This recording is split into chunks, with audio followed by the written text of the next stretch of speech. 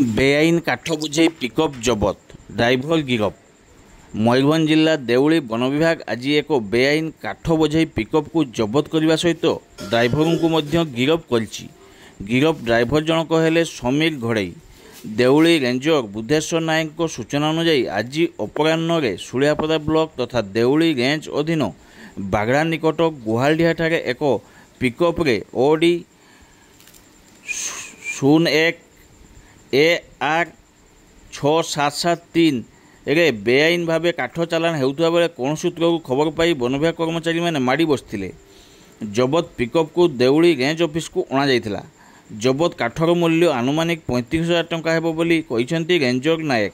उक्त चढ़ऊ सुलियापदा फरेस्टर चित्रा बारिक, देउली फरेस्टर सुशांत बाग, forester guard Sushant Behera सामिल थिले। तेबे वन विभाग यह पदक्षेप को सबु महल में प्रशंसा करा जना पड़ी।